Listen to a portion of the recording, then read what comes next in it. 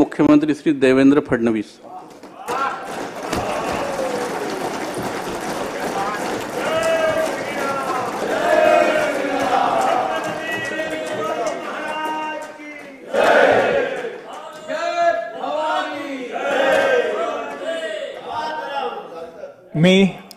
मी देवेंद्र सरिता गंगाधरराव फडणवीस ईश्वर साक्ष शपथ घेतो की कायद्याद्वारे स्थापित झाले आहे अशा भारतीय संविधानाप्रती मी खरी श्रद्धा व निष्ठा बाळगेन। भारताची सार्वभौमता व एकात्मता उन्नत राखेन आणि आता जे कर्तव्य मी हाती घेणार आहे ते निष्ठापूर्वक पार पाडेन। माननीय उपमुख्यमंत्री श्री एकनाथ शिंदे।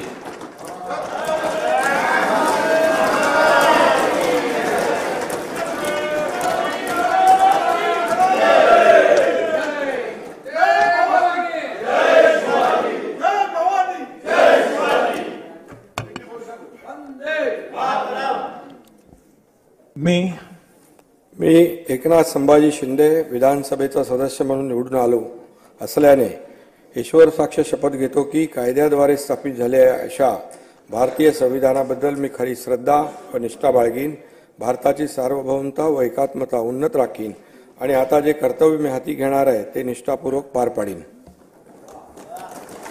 माननीय उपमुख्यमंत्री श्री अजित पवार।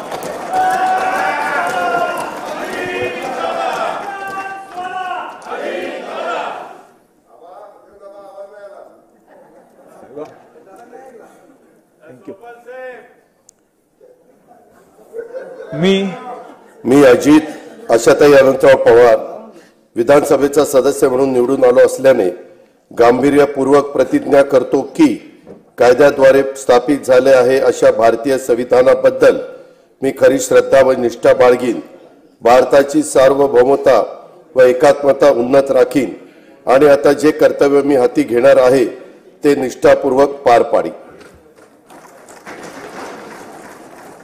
दिलीप वळसे पाटील।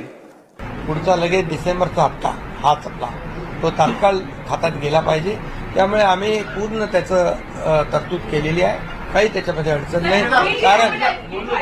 कारण तुम्हाला मी सांगतो की आम्ही जे घेतलेले निर्णय जे आहेत हे कागदावर राहिले नाही, सगळे निर्णय त्याची अंमलबजावणी झाली, म्हणून तर एवढ्या मोठ्या प्रमाणावर लोकांनी विश्वास दाखवला।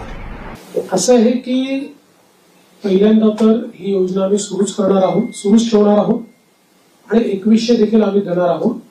आता बजेटच्या वेळी त्याचा आम्ही विचार करू आणि शेवटी आपले सगळे आर्थिक सोर्सेस जे आहेत ते सोर्सेस योग्य प्रकारे चॅनलाइज झाल्यानंतरच आपल्याला ते करता येतं, त्याच्यामुळे ते करण्याचा निर्णय पक्का आहे। जी आश्वासनं दिली ती आश्वासनं पूर्ण करू।